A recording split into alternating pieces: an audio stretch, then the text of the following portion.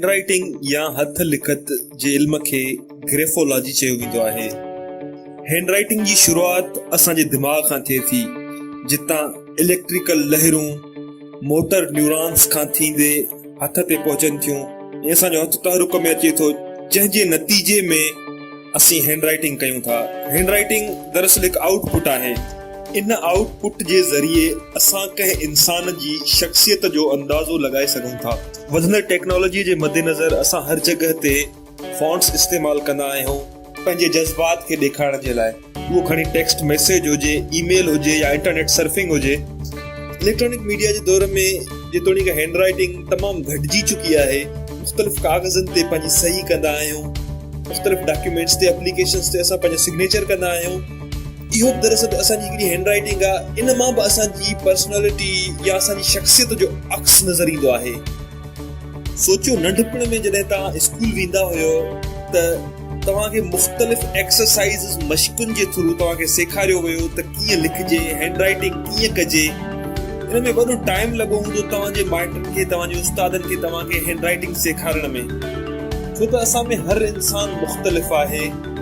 हर इंसान ॿिए इंसान खां मुख़्तलिफ़ आहे, न सिर्फ़ शख्सियत में पर ख़्वाहिशुनि में, कारकर्दगीअ में, तजुर्बनि में। तव्हांजी hand writing standard hand writing खां इन करे मुख़्तलिफ़ आहे जो तव्हां पंहिंजी शख्सियत पेपर ते उकरियो था। सिग्नेचर या सही दरअसल हिकिड़ो स्नैपशॉट या हिकु तस्वीर आहे तव्हांजी शख्सियत जी। हथ लिखणी जूं कुझु ख़ासियतूं जेके सिर्फ़ सही में मौजूदु आहिनि, जंहिं ते अॼु मां ॻाल्हाईंदुसि। जंहिं मां सभ खां पहिरीं नंबर ते आहे साइज़ ऑफ द सिग्नेचर। मतिलबु तव्हांजी सिग्नेचर केतिरी आहे। वॾी सिग्नेचर जो मतिलबु आहे त तव्हां सोशल आहियो, तव्हांखे ॿियनि सां मिलण मेल जोल में मज़ो ईंदो आहे, तव्हां माण्हुनि जी कंपनी खे एंजॉय कंदा आहियो।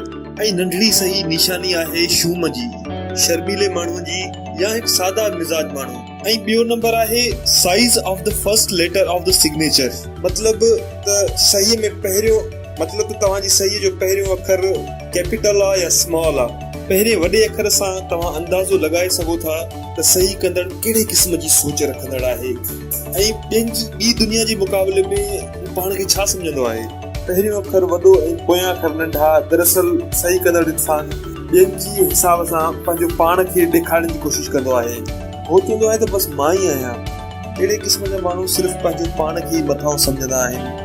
जंहिंजी सही जो पहिरियों अखर नंढो हूंदो आहे, उहो माण्हू वधीक स्टेबल, कामयाब मञियो वेंदो आहे। टियों नंबर आहे सही जी बीहक या स्लैंट ऑफ द सिग्नेचर। दरअसल सही जो का या उभार इंसान जे माइंड सेट खे ॿुधाईंदो आहे। जंहिंजी सिग्नेचर मथे उभी हूंदी आहे, उहे दरअसल मेहनती ऐं वॾी सोच रखंदड़ माण्हू हूंदा आहिनि। बिल्कुलु सिधी सिग्नेचर इहो ॿुधाईंदी आहे त सही कंदड़ इंसान हक़ीक़त मंदाना सोच ऐं संजीदा तबियत जो माण्हू आहे। चौथो नंबर पॉइंट आहे पंहिंजे पहिरें नाले या लास्ट नेम या इनिशियल जो इस्तेमालु करणु सिग्नेचर में। अक्सर माण्हू पंहिंजो फर्स्ट नेम ऐं लास्ट नेम ॿई सिग्नेचर या सही में यूज़ कंदा आहिनि, पर जेकॾहिं इन खां हटी करे कुझु कंदा आहिनि त इन जो छा मतिलबु हूंदो आहे, अचो त मां तव्हांखे ॿुधायां। जेको माण्हू पंहिंजो फर्स्ट नेम या पहिरियों नालो पंहिंजी सही में लिखंदो आहे, उहो अलॻि थलॻि रहंदो आहे, फैमिलीअ सां हुनजो वास्तो घटि हूंदो आहे। इहे आज़ाद ख़्याल माण्हू हूंदा आहिनि ऐं पंहिंजे पैसे जी वॾी परवाह कंदा आहिनि। जेको माण्हू पंहिंजी सही में सिर्फ़ु पंहिंजो लास्ट नेम या आख़िरी नालो रखंदो आहे, उहो दरअसल पंहिंजी फैमिलीअ सां ॾाढो सिंसियर या सचो हूंदो आहे ऐं फैमिलीअ खां ॿाहिरि रहण में हुनखे अजीब महसूसु थींदो आहे।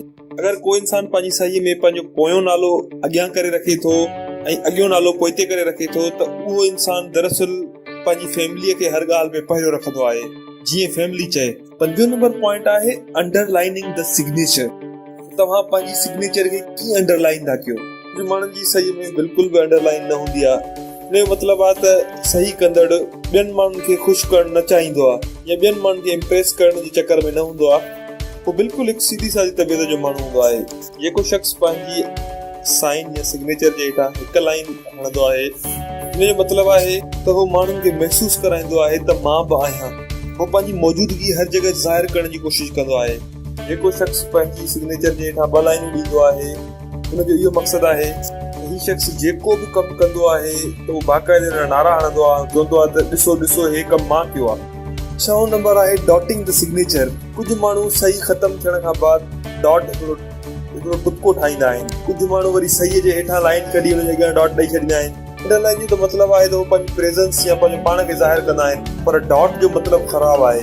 जंहिंजी सही जे अॻियां हिकु डॉट आहे, उन डॉट जो मतिलबु आहे त तव्हांखे ॼाणणु खपे त मां केरु आहियां ऐं मूं में केतिरो पावर आहे ऐं मां छा छा करे सघां थो। ऐं जंहिं शख़्स जी सही में ॿ डॉट हूंदा आहिनि, उन जो मतिलबु इहो हूंदो आहे त हू माण्हू कंहिंखे बि माफ़ न करे सघंदो। सतो नंबर आहे use of any backward loops in the signature. Backward loop जो मतिलबु आहे त पंहिंजे नाले जे मथां हिकिड़ो गोल दाइरो ठाहिजे। इन दाइरे जी निशानी इहा आहे त उहो शख़्स तमामु तजस्सुस वारो आहे या वॾी सोच वारो माण्हू आहे ऐं हर तकलीफ़ पंहिंजो पाण सहंदो आहे ऐं ॿियनि ते तकलीफ़ अचण में न आहे ॾींदो।